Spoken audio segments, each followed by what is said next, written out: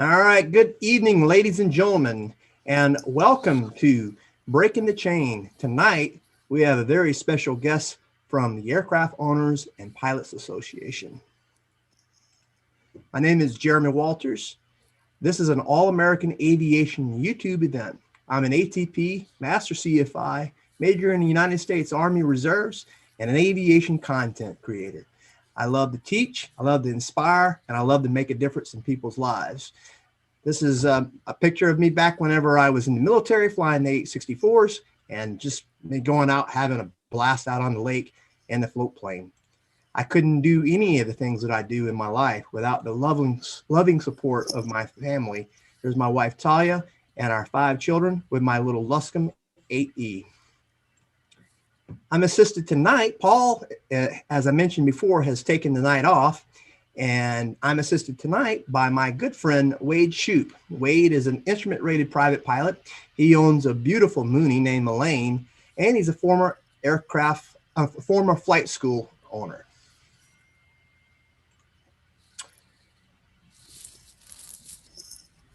Our guest speaker tonight is President Mark Baker. Mark was appointed the AOPA President and CEO in 2013. That's Aircraft Owners and Pilots Association. Hopefully everybody knows that. It's the world's largest civil aviation organization. He's a native Minnesotan, and Baker has earned his pilot certificates in his 20s, and he's logged more than 10,000 hours of flight time in aircraft ranging from light seaplanes to turbines and helicopters. He's a graduate at the University of Minnesota, and Baker has served on numerous corporate boards and has taken leadership roles with several nonprofit organizations.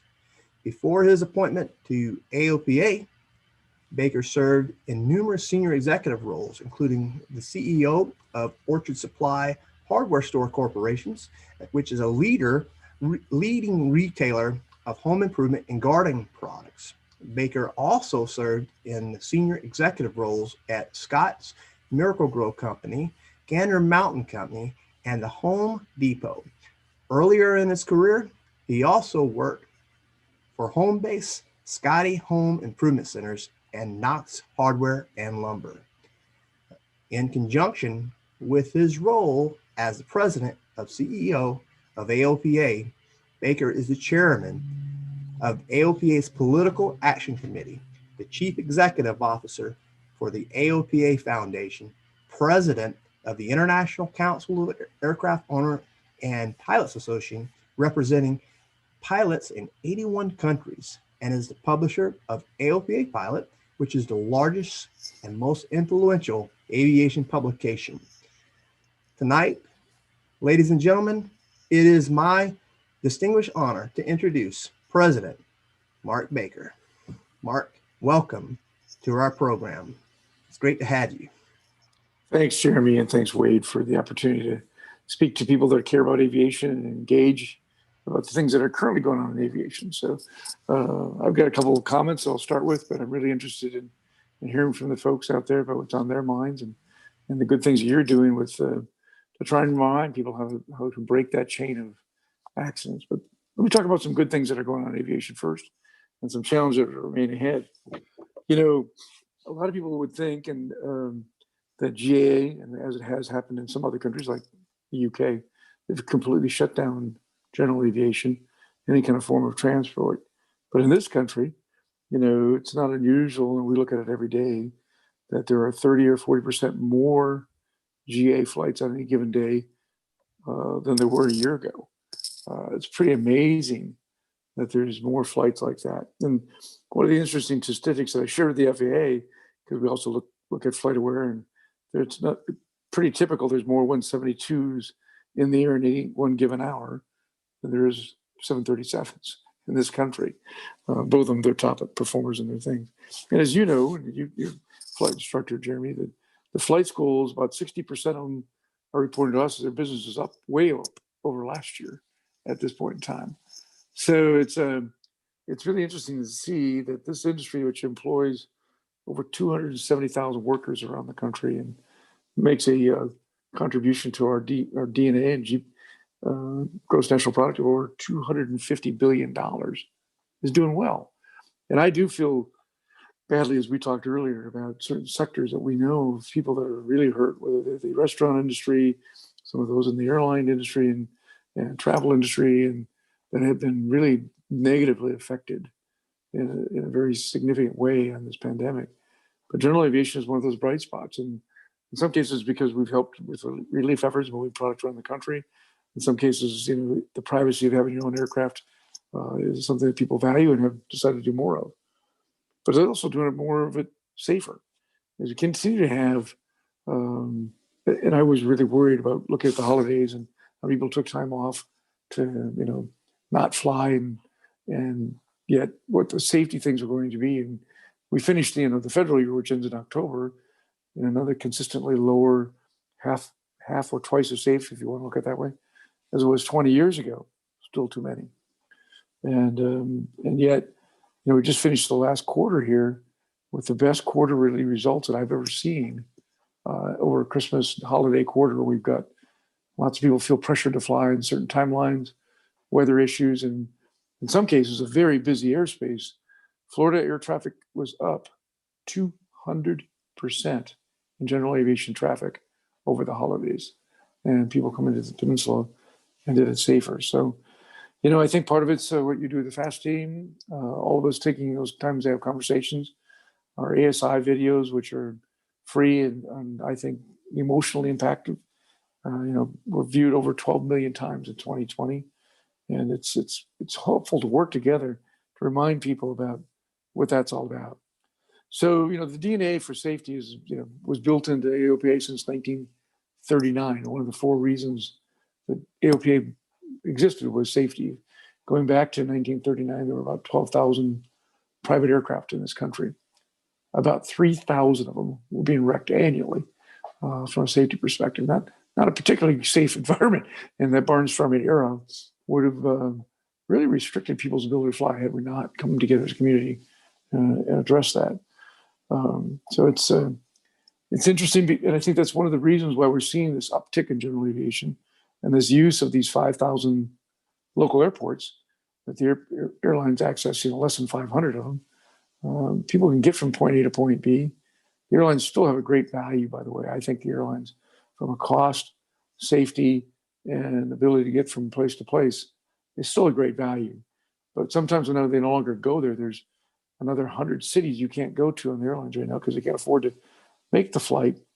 And they serve, 500 airports now. It's about 100 airports fewer than they did just a year ago. So, I think we've come together as a community, moving PPE product and getting some healthcare to the right place, and moving sick patients in, and still doing angel flights around the country. Thank you to all the volunteer pilots that have signed up to do that. It's really important. It's heartwarming to see we've been able to do it safely. But it's also, as a business, interesting to see our members are saying 20% of our members, which we number well over 300,000 members, are looking at buying an aircraft. Well, frankly, there's only a couple 100,000 aircraft in this country. Everybody shows up, there won't be enough airplanes. And yet 30% of the aircraft owners are doing upgrades and investing in the airplane because they feel it's like the aircraft is probably a good value. And I think we've got more members trying to find used aircraft on the market than there is available today. And if you have a fine, single engine, high performance airplane or fixed gear airplane, the biggest problem you have is you can sell it, but what are you going to buy? So as we think about, the greening of America and where we want to go in the future of air traffic, a very important bill was passed in the House, Senate, and signed by the president this last month. It was attached to the National Defense Authorization Act.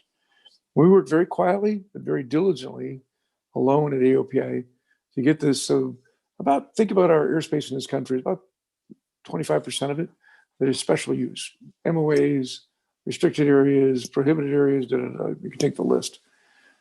And we support, obviously, the readiness and the importance of military training in this country, but we've learned technology can be our friend.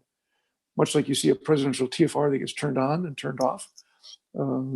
Direct routing, which now we're going to, the law requires the FAA and the Department of Defense to come together in the next 180 days to turn on and off those switches, will save this country $100 million in jet fuel, carbon emissions, all those things, because of the direct routing you can get to MOAs that aren't being used. And as you know, Jeremy, from being a pilot, this is military, civilian, commercial, that now can be hopefully direct routed by having the awareness what's going on in that special use airspace. When they need it, they should use it. When they don't need it, right now the air traffic control sends you all the way around it without good reason other than it exists, not being used. So, one of the things that we have been working with since last March was the extensions on what we call SFARs, is to make sure your medical can kind of have a constant rolling 90 days. We've now kind of gotten to a point, I think, where the FAA said we've done that for the whole year. I think most people are caught up, I think, and we'll have to deal with special circumstances, but we've had that rolling 90 days now done for 3 extensions. We'll see where the next one goes, but right now at the moment, there's not. We also know there's been a shortage of DPEs in the country, so you want to get your private pilot's license. As we saw at the bottom of that being kind of called 15 to 17,000 private pilot's license 5 years ago, to the peak in 1980 was 80 or 50,000 that were issued. I think we're closer to 25,000 now, headed back to 30,000 private pilot's licenses. And the FAA has agreed DPs can move outside of their regions, do more than 1 or 2 check rides a day, so we can accommodate this interest in general aviation in a big way. And finally, on that area, Basic Med, which we'll be celebrating soon its 5th year of significance, 61,000 pilots today are using Basic Med as an alternative way to comply with being responsible for their health while they're flying. Jumping across the table to my foundation side, we created the You Can Fly program about 4 years ago with all-in donors, not your membership dues and not anything else, to try and get young people first engaged in aviation through their high school careers, much like I took my ground school and high school in the 70s. It created a whole different pathway for me. I chose not to go in the commercial route, but I stayed using aviation in my business career in a big way.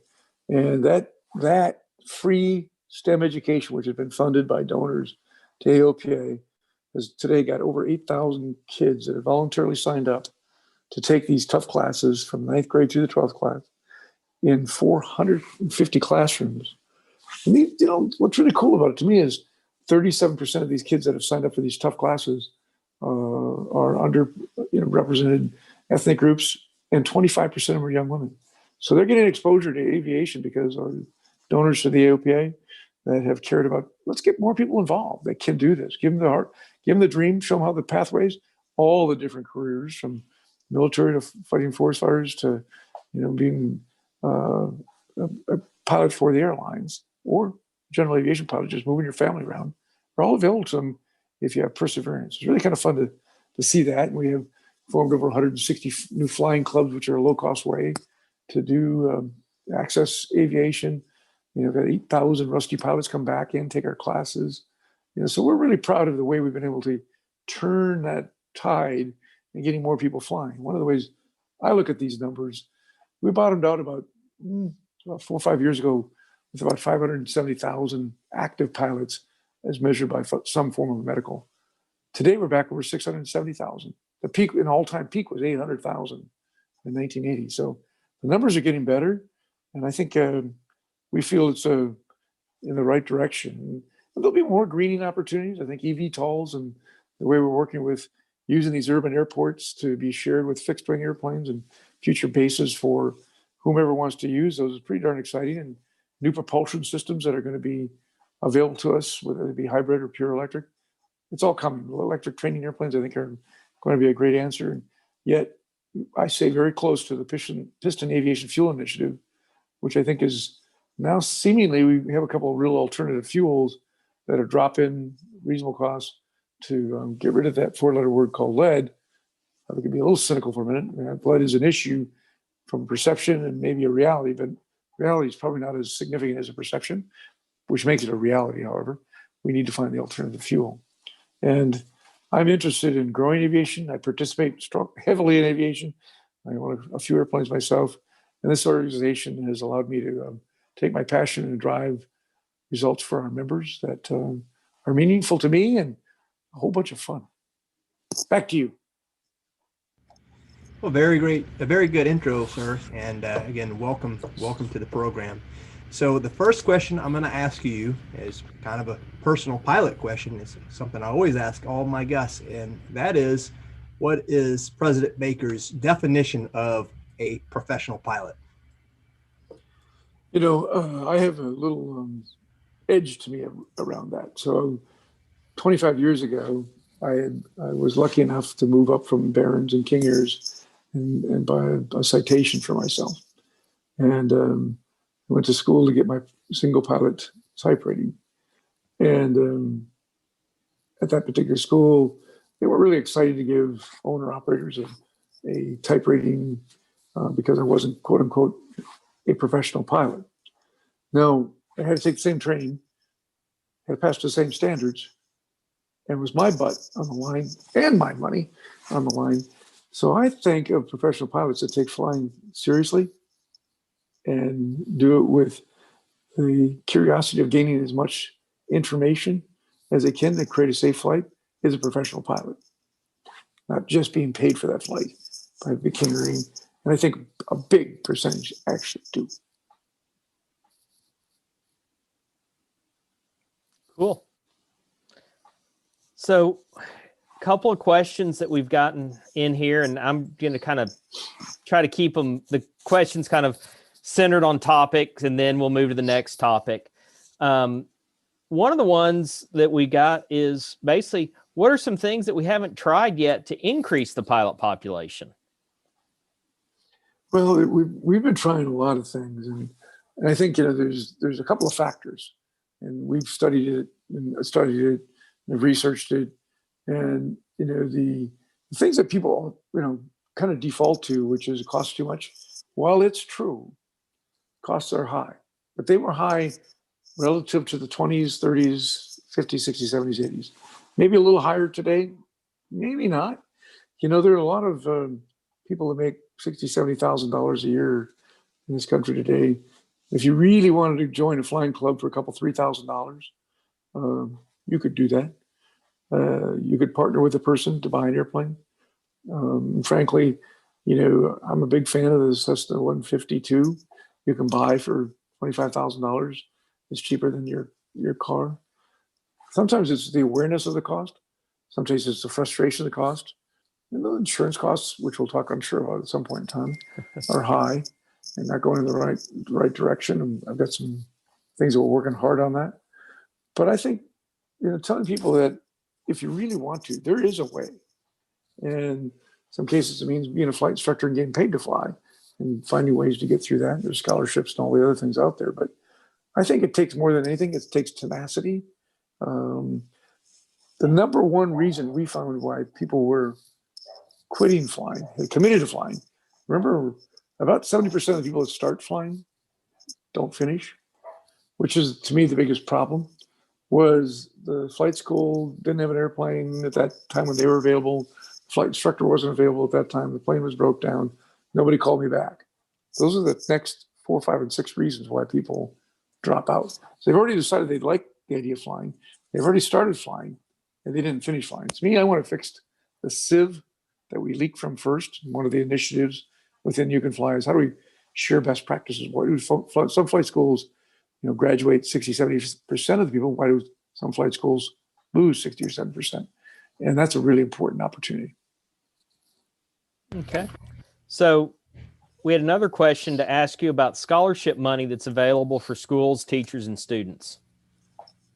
Yeah, so the Ray Foundation, we and a couple of other smaller groups, but the Ray Foundation leads with over $1 million a year in scholarship money that we administer. Sometimes you get 4,000 or 5,000 applicants. It's open again right now. And this does include teachers, which we like to see teachers apply, get that money. I think there were at least a dozen last year, a dozen to 20 that were teachers in our high school programs or somewhere else, or even CFI's upgrade ratings that had a good reason and wrote well and were sponsored well to get this money. Some were young people We now changed the program so they get a debit card. So if they don't spend the money, it goes back into the pool. Because we want to keep that money active. And about 80% of them did finish some type of rating. So pretty successful program. And there are others. EA has a similar kind of program. There's, I think, in the country somewhere north of $4 or $5 million of scholarship money available for people to be trained. How would people find out and apply for those scholarships? Well, the ones on the AOPA are the ones they know the most about are on our website. But if you go down the list of whether it's us or EA has it all listed on your website. The two big organizations are Women in Aviation. A number of the other groups do these scholarships. When we have talked about having community involvement in aviation, and the FAST team, AOPA, EAA, SAFE, a lot of the organizations that are out there preach aviation safety. Is there any data that you can elaborate on as to what the trend of the accident rate might be for folks that are not involved in any of these groups versus folks that are? Boy, Jerry, I wish we could get more finite data in that. But we try and dissect as much information as we possibly can. Were they basic mad bonus or how current were they? And then, we also do check to see if that certificated pilot has access to our information. We don't know if they've accessed all the information, and not very many of them have. I mean, now you don't know the denominator, so it's really hard to put that into a factoid. But it is true. Those that care about aviation take the time and the curiosity to take the next steps to learn more about aviation and then fly more. We know are safer pilots. And I think that's where I'm going with that professional pilot question that I always ask. And I always like to elaborate to my students and those around me that a professional pilot is one who's got a code of ethics and is willing to seek advancing his or her skills and be involved in the aviation community, try to help all of those around each other, because it is a community effort. My actions and the actions of those who are operating in the national airspace system can affect the future of general aviation. And so that's why I asked that question. On one more question on that is, are you seeing that the trend of accidents are going up or down? Could you say it again, Jim? What's going up or down? Do you see from the data presented from, say, 2020 and in the last decade, are you seeing whether the accident rate is trending up or down? It continues to trend. It's been a 20-year decline, is based on everything that the FAA looks at. And there might have been a small blip in 19, but it was in the range of, I'm talking about fatal accidents first, 0.84 to 0.91. We still lose, call it 400 people a year to general aviation accidents in this country. And recall the numbers in the highways are 35 or 40,000, but everybody drives a car. So it's not comparable. But if you're working on transportation fatalities, the airlines are incredibly safe and done a great job. Business aviation is incredible, done a great job. And general aviation still has opportunity to be better. But we're dealing with a lot more variables in their age of equipment, which is really not relative. Age of the person, not really relative. But being prepared for the flight is relative. The weather conditions, we don't have a dispatcher that says you can't go there, go 30 left to get around the icing that's occurring today. So we have more dynamics in it. I think we can do a lot better, but I don't think we're doing bad. I mean, the fatal accident rate, number of fatals were, well over 1,000 people. It's 20 years ago. And on that note, sir, do you attribute, or from the data that you analyze, do you attribute that to better training and education, or enhanced avionics, enhanced equipment, stricter rules, or a combination of all of the above? For sure, a combination of all the above. I think the industry was recognized. We were on the top 5 of the NTSB and FAA issues general aviation 20 years ago. And I think we've earned our way to be off that list soon because of the trajectory we've gone. The industry came together and said, what causes these decision-making in some cases? because more often than not, it's decision making, not the equipment. Although we still run out of gas more than we should. We still fly into weather we're not rated or capable for, or the aircraft's not capable of. But that falls under decision making, and reminding people that making decisions not just about your flight, as you said, about the reflection of all GA. I don't like to see news at 10 when they say, show a tail number. It's not good. And it drives people to say there's fear and all that. When I even asked some of the large network guys, why do they keep focusing on it? Because the numbers are relatively small. Because they said people want to look at this because it's dramatic, because it's the unusual, which is a good answer. It is the unusual, but it's still too often. And we can do better. And I think that by having a community that focuses on, hey, and the way I've kind of thought about this is, if I have to make a decision, I think I can. No, it's got to start with, I know I can. And if this goes wrong and this goes wrong, I'm pretty sure I can make good decisions to make it a safe landing. I didn't say safe destination, safe landing. Because I've had half a dozen engine failures in my 10,000 plus years and haven't bent metal. So here's the segue into this one. If our accident rates and stuff are going down, why are insurance rates going up? Oh boy. Well, first off, I am not going to defend insurance underwriters in aviation because I'm with you. I own aircraft and see those premiums myself. But I will tell you, here's the macro, couple things in the macro. The insurance underwriters, which have gone down from 18 or 20, they call it close to 10 now, got out of the business because they weren't making any money. Well, complicated getting out of the business. And our whole insurance pool, which includes underwriters like the big guys, you know who they are. Insure Boeing, and they insure the airlines, and they insure Coca-Cola's flight department, and they insure you and I and everything in between. And the insurance premium in this country is about $1.5 billion. That's everything, including the airlines, you and I, and the manufacturers. Some of the business interruption costs are, as we all know from the MAX, are well over $2 billion already. So the pool is empty, and there's lots of pressure on that. And I will also blame the insurance underwriters in giving very high liability limits, as part of their packages. And they got burned on some of these $50 million single pilot accidents for a $20,000, $30,000 premium. Sounds like a big premium. When you have to write a check for $50 million, it takes a lot of those to make that back. Mm-hmm. And they started competing on those grounds. And I also say there's a lack of transparency. The biggest thing that I see is, they started focusing on owner operators, started focusing on, higher rates for, pilots are getting a little bit, the more experienced pilots, over 70. Without good data, we have good data. There's not a correlation of fatal accidents over 70 or 62 or 71 or whatever it is. But there is potentially maybe a correlation for starting the engine with the tow bar on or dinging into a hangar. Those are claims. Because one of the things I believe is if we start sharing this data, we can find out what those claims are and figure out, okay, in those particular circumstances, we have higher deductibles. I think all of us are willing to have a little higher risk skin in the game as long as we get competitive rates on good insurance.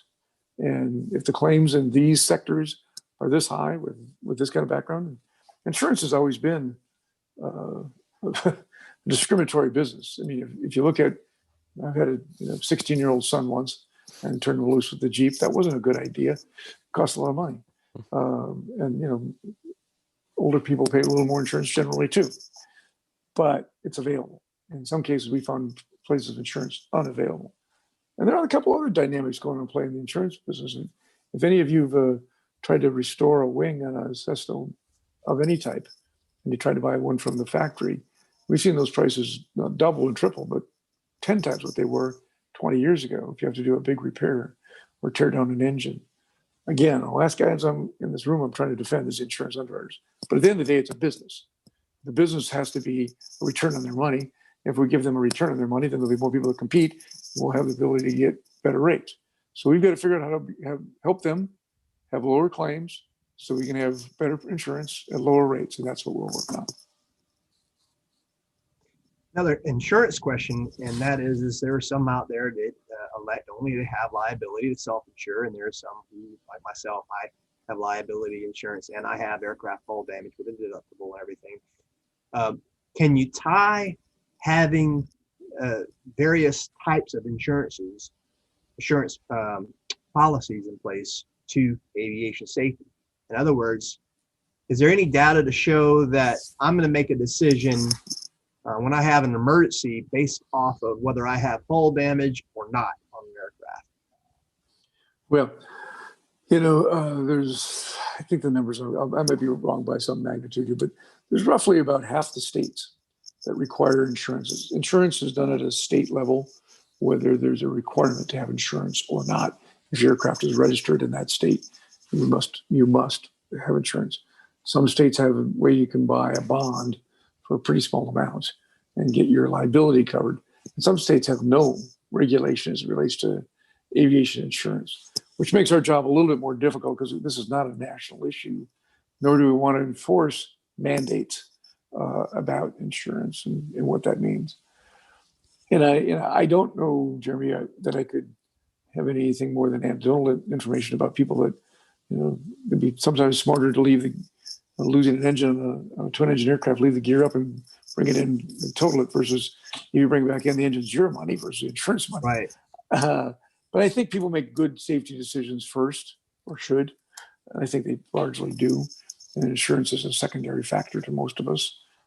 But you want to think about, do you have the financial capacity if you ran into your neighbor's airplane or the neighbor's car or worse, something happened? And I encourage people to try and find some level of insurance protection from a liability level, or set aside a certain amount of resources to cover the unlikelihood, but the risk that does occur. Right.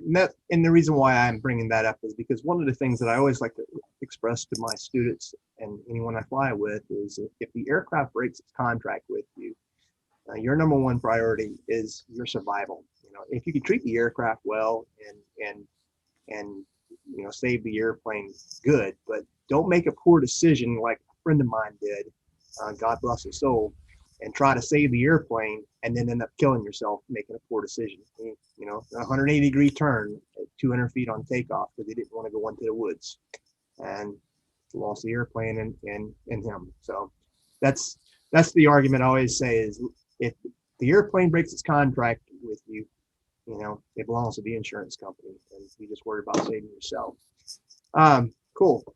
So what are some of the things that we haven't tried yet as aviation educators and in general aviation to increase the pilot population? So I think we're moving in the right direction, increasing the pilot population, from a low of 570 back towards 660 or something like that now.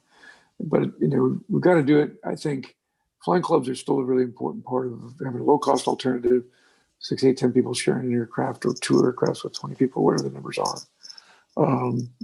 is a way to keep the cost down, having fun at the airport. Because remember, for the most part that I talk about general aviation, the reason we're doing this is because it's fun. And, you got to be invited out to find out it's fun and not news at 11, kind of everyday kind of atmosphere. And I think all of us have a certain responsibility to be a safe but inviting flyer that invites people to the airport and gives them their exposure.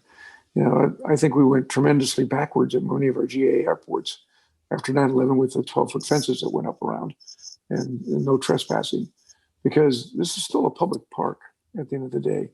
The taxpayer paid for it. We should never become an exclusive group where people don't feel welcome at the airport. If you're already at that airport, you better have open houses. You better call me if you're interested, getting a tour, whatever it takes, because we have a responsibility to invite people in. The thing I will also tell you that you should be heartwarmed about, these young people that are taking these classes, you know what they want? They want to find how to fly. And these are only in a couple hundred high schools. We got 8,000 kids a year right now. If we were able to roll this out nationally, I don't think there's any problem with shortage of people who care to fly. None. And the biggest problem that we've had so far, 70,000 or 80,000 people that quit every year because they couldn't find the flight instructor, couldn't find the thing, these people already decided they had the money to do it. And, maybe if we get the e-flyer and your license turns out to be $4,000 instead of $10,000, that'll help some. But I think having people who are enthusiastic about welcoming people to the flight department, flight school, starts there. So one of the issues, and you're talking about access to the airport and things like, one of the big problems we have here in Central Texas is basically there is no hangar space to keep aircraft. There's very little office space to run a flight school out of. Trying to find a facility to open a maintenance shop is difficult. Trying to find a good A&P, all the kind of the infrastructure part for lack of a better term, the little guys seems to be getting eaten up by the Jet A turbine guys. What's AOPA doing to try to help open up some of these airports to the little guys? Couldn't be a more important topic, Wade. The facts are, some of these single source FBOs have decided to push out us little piston guys and say, I from a pure economics, I understand. Do they put 2,000 gallons on that? Big things is 20 gallons in a piston airplane. I get the economics from their perspective, but they didn't build these airports. Taxpayers built these airports. In many cases, they're built by the military a long time ago. One of the things we've asked the FAA to do from the airports office is to enforce this non-discriminatory practice about, these airports weren't built for just the big guys and just the turbine guys. I understand that they bring more money to the airport and we want the airport to be successful. But no, you've got to find a way to do that. And even though in the COVID bill this summer, we were able to help redirect about $50 million to small airports, specifically small airports, to put in another taxiway, put in some more ramp space. We need more lighting to help these small airports have that. I still think there's a model change that's going to be required from a private-public partnership, which maybe means that, like we've seen in some parts of the country where the airport sponsor gives a 40-year lease, and you go build your own thing, but it's a good long lease instead of a 5-year, 10-year lease. Mm-hmm. I'm not going to spend hundreds of thousands of dollars on a 5-year lease for an individual, or T hangars you could build together. And we're working with the airports group in the FAA to try and figure out how they encourage that. In most cases, not in Key West or not in some of these confined airports, there's space available. We just need to have to support the infrastructure. And the money that is already set aside is made for those kind of improvements, for new taxiways, new lighting, new ramp space to support general aviation. And I talked to Congressman Graves, who leads the GA caucus for us in the House, just 2 weeks ago. And he's very interested in saying, what do we need? How do we get there? Because part of these infrastructure spend that's likely to occur, we should get a piece for general aviation. So looking into the crystal ball 20 years into the future, where are electric aircraft and autonomous aircraft being used in your view? Or do you think we're going to still be on the same, pretty much the same playing field with technology? So isn't that an interesting time when you think about the B-52 bomber, which they're now forecasting to fly for 100 years. The third engine change and new technology is going on. It says, some of the basic dynamics and lift, drag, correlations, and thrust still matter. I do think propulsion for GA, however, is likely to change in a positive way over the next 20 years. Whether it's some type of hybrid engine that charges itself on the descent, still maybe operates with some kind of a piston engine, because they haven't figured out how to use the density of battery to go long distances, not yet. And that may be out beyond the 20-year horizon. But for the next 10 years, have an aircraft that takes off on a piston engine, charges itself, can sustain cruise. And I've seen some of these motors in test phases, look pretty interesting to me. I think electric training aircraft, where your mission is 1.5, 1.8, if they can make all the numbers work, could lower the cost from $100 an hour for that aircraft to $25 an hour for that aircraft. And the simplification for a new student Your CG doesn't change. You don't have any carb heat to worry about. You don't have to check the oil. And the 10,000-hour TBO is what they're talking about in some of these aircraft. So I'm pretty excited about what that's going to mean for inviting new entrants at lower cost. eVTOL has helped us learn some of the technologies that could be available to us. Autonomous, purely autonomous. When I've seen Sullenberger and Jeff Skiles, I think they saved the airline job for at least another 20 years, because I don't want to jump in an airplane that says which button is it going to push when you hit the geese. I think they've done that and proved that man does matter. Now, in hauling freight across the wide open prairies, autonomous or remotely piloted, it's going to happen.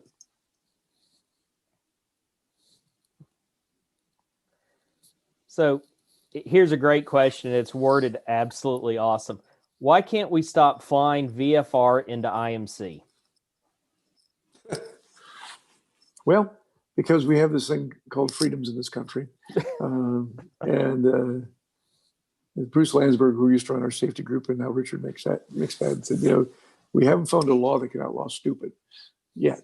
And we try and encourage as peers, as CFIs that you guys are, what's the right thing to do? What are the policies and the procedures, frankly, the law that requires what you have, visibilities and ceilings and the distances, has been as clear as possible. And situational awareness today compared to when I started flying 40 plus years ago, I mean, you got everything you need. Now, I do think it's part of one of the reasons why our safety is better. I mean, situational awareness, there isn't any good reason to run into a train or a tower anymore, period. Except for one reason. You can't see it and you're not looking at your equipment. But yeah, DMC to IMC, it defies gravity. It's still one of the worst, performances in our pilot community. Kills more people, or more loss of control, drives from that, and it comes from one decision-making chain that they tried to think they could, and they didn't.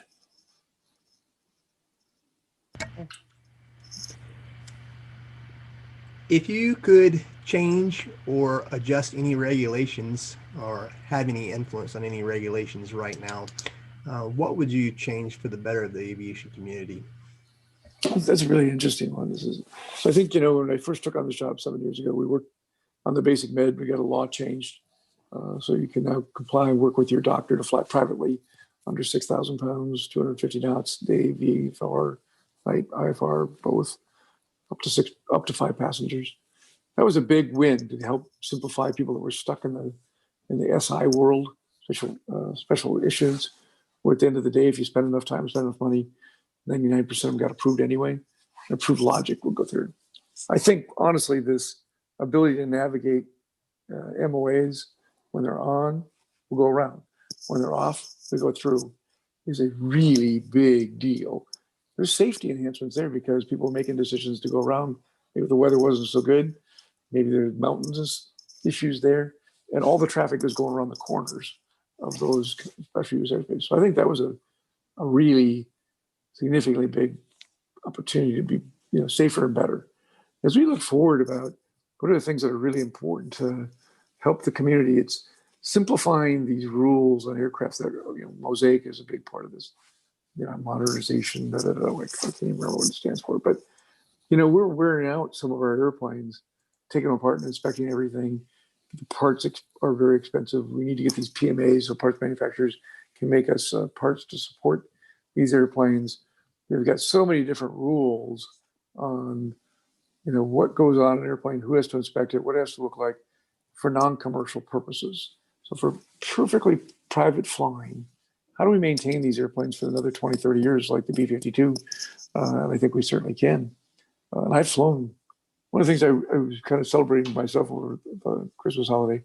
So I've flown 1920s airplanes, and I'll be flying 2020 airplanes this year. 100 years of airplane technologies and advancements. And I love flying all of them, both ends of that spectrum, 100 years airplane. So how do we make our airplanes that we have today in a good way, safer, better performing airplanes? And when we worked hard to work with the FAA on this TSO to STC. So whether it was ADS-B or autopilots today, the cost of an autopilot has dropped by 2/3 what it was just 5 or 8 years ago. So there's more of this technology I want at lower costs. I got one more question on for you, regulatory in nature, and that is pilot's bill of rights. We go up for a pilot certificate, we go up for a practical test, and we fill out various information. We do our IACRA. We have to sign the pilot's bill of rights, which hasn't been around for too terribly long. A lot of people just kind of skim through the lettering. They don't really read through it. Can you elaborate a little bit for the viewers as to what the pilot bill of rights is? So give credit to Senator Jim Hoff in Oklahoma, because he recognized that 10 years ago that it was typical if you were violated by the FAA for whatever reason, and if they were absolutely right, they're right. But your ability to appeal that was subject to sent to an administrative law judge at the Department of Transportation, which, remember, the FAA works for the Department of Transportation. And strangely enough, 99% of the time, those judgments would come down aligned with the FAA, not really a fair hearing, if you will. So Senator Hoff went to work on saying, hey, there needs to be a really independent way to kind of review these airmen issues and not to be trapped into a situation where you were guaranteed once you were violated, in the FAA's mind, you were going to be put in a position where a suspension or revocation was an outcome. And that changed pretty significantly now. I don't know what the numbers and the percentages are, but the FAA changed their whole view over the last 10 years and went with a lot more of what's our remedial action we're requiring here? Why are we making this into a punitive action? Because they were spending a lot of money on lawyers and letters, and at the end of the day, was it really a risk of safety of flight, risk of life, risk of property, or was it clipped a corner of an airspace inadvertently because there was heavy thunderstorm, that kind of thing. And they did change their tone significantly. We went in a much better direction with the airmen. Now, administration changes and times change, and within the internal part of the FAA, we need to be vigilant because we need to see that same kind of behavior. That's one of the reasons we have the legal services plan we do, because I think it offers great value to help the pilots kind of navigate that first piece. But the Bill of Rights and the Bill of Rights 2 really give the airmen a reasonable chance at justice and innocent until proven guilty. Oops. I'm sorry, you brought up a great question or a great statement, and that is the changes of administration. That leads me into this question, and that is, with us having a brand new administration, what is the vision? What is the trend for GA and rulemaking and all of that? So, I think we see ourselves, and we work both sides of the aisle very hard. Aviation is a nonpartisan issue, not a bipartisan, it's a nonpartisan issue. We have friends on both sides of the aisle, and we care mostly about people that care about access to rural America, flight training, how do we create great jobs in aviation that can raise families and pay taxes and do all the right things. And I don't feel unsupported in any regard in any administration. And the FAA administrator, who I know, Steve Dixon, cares, and his previous administration, Michael Huerta and Daniel Well between, all have been wonderful to work for. They have an ear to understand GA matters in this country. It's probably the only country in the world that really matters. And having more flights in the air than anybody, and more airplanes than anybody, and more pilots than anybody. So we get attention, and the administration cares about things that we care about, which is how to make it safer. How do we keep the costs in alignment, and how do we use this to perpetuate our economy in this country? I do think, and we've worked with a couple of people in the transition team, but what is the timeline for unleaded fuels? And we're anxious to do it. And it was set up that way administrations long ago, compatible, drop-in fuel, we're anxious to do it. And the Congress, in a bipartisan way, has spent $6 million a year to support the research to find the alternative. So we need that continuation of that kind of thing. And then I think ultimately we believe that it's going to be very supportive about helping us work with education for young people in aviation to see careers or attributes about aviation that they should be supportive of, which protects our 5,000 public use airports. Because if people feel that's exclusive, it's the wrong thing. So, and the administration and the transition team has been so far very, very, very responsive to what we think are important issues. So you've mentioned it several times this evening. Can you give us an update on where we are on the unleaded fuels? So I think there'll be some STCs issued hopefully in the next couple of months with one fuel alternative that is unleaded, that has been tested. A couple others that are kind of standing by. There was some early starts that didn't have the compatibilities in that fuel and detonation issues. Remember, we have alternatives today below 200 horsepower fuels today. There are, but in the bigger engines and older engines, it's been more of a struggle on the compatibilities. And yet I'm pretty optimistic that we're going to see some positive news here in the next weeks to a month about some alternative STCs.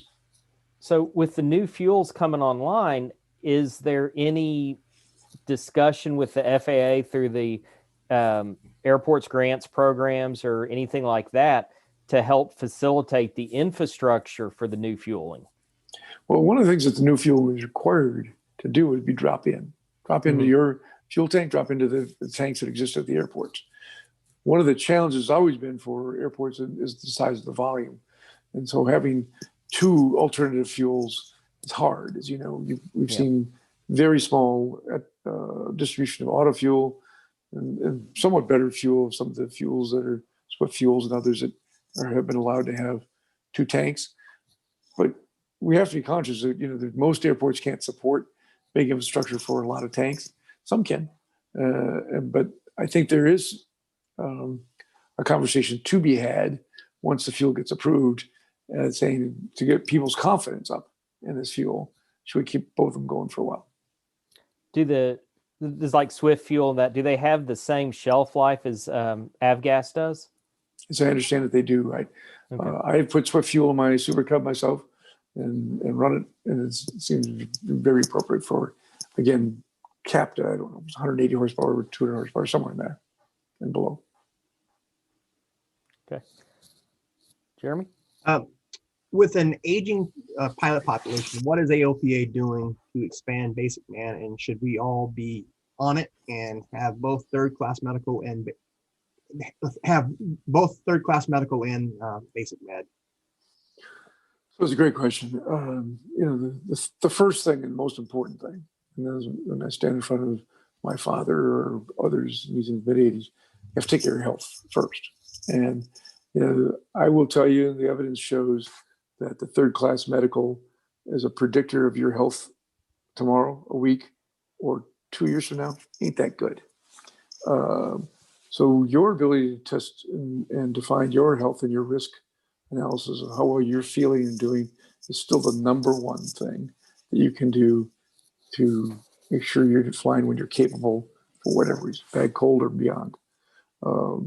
Yet in this country, incapacitations in accidents, it's so small. If it's 1 or 2 a year, it's still always hard to tell total of the accidents. So I think we're doing a pretty good job. And again, the predictability from any of these medicals that you're going to incapacitate, which is the number one risk that we're trying to avoid, in some cases have been overthought in my mind over 50 years of requiring a class medical to fly privately. And those people, again, that take the time, money to go get a special issuance are generally largely approved, sometimes with conditions. Yet the FAA has done a great job in the last 10 years of doing more of these khakis where your AME can approve you when you walk in the office, walk out of the office to get your medical done. I think the basic med is a great answer for those of us, which is about 90% of us that fly under 6,000 pound airplanes. It allows you to work with your own medical professional. It allows you to go online every 4 years and see what's going on and to make sure you're aware whether it's new medications or things that may have impact on your safety of flight, that can help older folks and younger folks fly for less cost and be more diligent about their own health. Again, it has some restrictions, but we're coming up on the 5-year review this next year. And I look at every accident that I see every week, and they're flagged to me personally if there's a pilot flying under basic med. And I can tell you so far, the facts are pretty clear. It hasn't made any zero difference in safety. Little similar to this. I mean, not really a medical question, but in the topic of aging pilots, what is AOPA doing to help bring aviation to the younger people, the teenagers? And I'm a content creator. I try to reach out to the younger folks as well. I know that's one way of really reaching the younger generation, but what has AOPA got to offer for young folks? The first thing we're doing is we're on the YouTube channel. We're up about 60% this last 12 months with whether it's our safety content being viewed, by sometimes, I think last year, 10, 20 million people viewed our safety content, knowing there's only 600,000 pilots in this country. These kids are people that have interest in aviation. We know that. We're driving more social media content, and we have really tried to reflect in all of our media the future of aviation looks like younger people. And it's not, World War II bomber jackets that make it cool anymore. I thought they're cool. I have one. But it's all about, knowing that this is an interesting place. I don't really think the concern is, after all the research we've done, is keep them interested. It's creating the pathways. And that's why, we took it on to create this high school aviation program that can show them the paths, the ways that they can follow with whatever the resources are. Passion matters first, curiosity, and conviction that you're going to have to, do a level grease if you want to be successful in aviation. But showing all the people that have done that, how they did it, and giving them the education to show up looking smart. So by the 11th grade, they can take their ground school and come to the flight school with their ground school certificate. Pretty cool if they're ready to do that. And I think having young women and people of color that have not been exposed to aviation is a real opportunity. So the community gets bigger. The numbers are pretty clear today. There's only 6% of the population of our pilots that are females today, and about the same number of people of underrepresented groups. So if we bring that along, show them this isn't, the country club that doesn't invite everybody. We want everybody. And so the media that we're plugging into, messages that we're getting out, the social media kind of people that we try to use, and yourself included, Jeremy, is to say there are paths and possibilities. And right now we're seeing the results of that work. Long way to go, but it's working.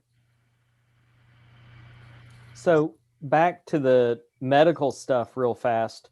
And this is one of the questions. There have been rumors swarming around about pilots who contract COVID and ultimately having their medical certificates pulled long-term and in some cases permanently. Do we know if there are any truth to that? And if so, is AOPA advocating on behalf of pilots for the FAA to perhaps act less harshly? So we have a meeting coming up with the federal air surgeon in a week or two. We have a medical advisory board full of doctors that have all kinds of experience. And there was some rumor to that, and I can't even tell you where the rumor got started. But I can say that the vast majority of the work that we're doing is how is this any different than meningitis or anything else, anything of the other, diseases and viruses that people have been afflicted with. The thing that could come to be is if you've really lost lung capacity and you've been hospitalized for that, should you have a special issuance one time, just make sure you've got the recovery rate. Because we want people that are safe to fly. Most pilots, 99% of them, want that path as well. But to regulate it and mandate it, we say no. And the FAA, by the way, has supported that to this point. And I think that meeting coming up in a couple of weeks is very important to put that out of words, because right now there's no words in the public's mind to ascribe that. I think we can get that put out there to set an expectation. Really, if you are really seriously afflicted and you've lost You know, we don't care about your taste or your smell, but I do care about your cognitive and your lung capacity to build to operate an aircraft. The questions that I had, and this is back to insurance, and that is incentive programs, flight reviews, participating in the wings program, any kind of carrots that we can offer to the insurance companies to help drive down insurance premiums. Is that something that's discussed? It is discussed, and the ability to have discounts again in the insurance industry is a very highly regulated industry. Doesn't really work. But what does work is if you want to get a competitive set of policies presented to you, the brokers that we talk to and I've been involved with, if you're really doing this, you're doing that, you're not just waiting for a biannual sign off, you're actually involved in the programs that exist. I've viewed this many videos, and you present to your broker that I've got curiosity and passion and tenacity. Brokers then go to the underwriter and say, this individual busted their butt to know more, drive more, and belongs to all these, whether they're type clubs that share safety / maintenance information. If you do your own bio, you're way better off to make sure you've got a future supporter in there. And people can make mistakes. That's what insurance is for. But we're trying to limit the number of claims so that, you know, if you turned around and didn't see your tow bar in your airplane, and it's normally there, what do you do next? Get out and check. Yeah. So what is your prediction on Sun and Fun, Oshkosh, the other big aviation events coming up this year? Remember, this is only a prediction. It's worth everything you're paying me. So, but we all want to get together in this aviation community. I miss it. I miss seeing members and aviators and the excitement and the energy that comes out and new products that you get to touch and see. We have the world's coolest aviation community, and Sun and Fun and Oshkosh exhibit that to the world. And I haven't, boy, Jack Toll and I were talking about this the other day, who leads EA. I think we went to the first time we both went to Oshkosh individual because I didn't know him back then. It was 1977 or 8. So I may have missed a couple of them in there, not too many. Well before my days at AOPA. It means something to this world of aviators that like to get together, share stories, learn, and apply those learnings and see some really cool improvements in aircraft. Yet, Sun and Fun, I think, is the first one up to bat. It'll be interesting to see what happens middle of April. Florida, as a state, has not had a bad outcome this part with issues with COVID compared to some other states. So it'll be interesting to see. I don't have much of a prediction other than AOPA chose to not have any of our events until after the 1st of July. And then we're going to see what goes on. There's just so much uncertainty in this country right now in terms of where people are comfortable, uncomfortable. How do they travel? How do they not travel? And I just don't know. I mean, HAI was the first casualty of the Helicopter Association because the exhibitors couldn't get their people to go in a way that they felt safe. So those are the constituents of the sponsor, the exhibitors, and then ultimately the attendees. The three parts got to come together to make a successful show, and it's a challenge. And I consider both the folks at Sun and Fun and the folks at AirVenture good friends, and I wish them the very best. I'm glad I don't have to make that decision. Okay. Well, Mr. President, I'm going to let you now close it out this evening. I think we've answered majority of questions. Some of the questions were duplicated, and if I didn't get to everybody in the chat, I apologize, but I'll go ahead and turn it over to you to give us your closing comments for this evening, sir. Well, Jeremy, Wade, thanks for allowing me to participate and spend some time with some of your folks that do this, because it's always healthy to spend time thinking about aviation, talking about aviation, and expanding our mind on it. And I'm so proud of what we do at AOPA with our folks. They care desperately about better outcomes for buying airplanes, renting hangars, getting insurance. That's what we exist for. And hopefully you enjoy the magazine that you get alongside of it. But I'm proud of what AOPA does, what we do on the Hill to get things done, but we do it for one reason, to make the aviator in the U.S. a better, safer, happier, lower cost aviator. And that's why we're here. Thanks for the opportunity to share that. Mr. President, from Wade and I, from all of our guests, thank you for your time this evening. And I would love to have you back later down the road. If we can have you come back and hopefully post-COVID, and we'll have some new stats, some new information to discuss. It would be great. Other than that, I'm going to go ahead and close out the show tonight. So thanks again, everyone, for joining tonight, and give President Baker a round of applause in the chat if you would. If you have any questions for me, send me an email at flyallamerican@gmail.com. Follow the All American Aviation YouTube channel, YouTube, Facebook, Instagram. And if you would, come back on February 16th at 7:30 p.m. Central for Brian Lloyd, who owns this beautiful Tiger Moth and a Mooney, as he talks about his Project Amelia Earhart circle of world, round the world trip, and join us. From everybody, make your life a masterpiece. Imagine no limitations on what you do and what you can be, what you have, or what you do. From Brian Tracy. Have a wonderful evening tonight. President Baker, Wade, guests, thanks again. Fly safe, keep learning, and never give up on a dream. So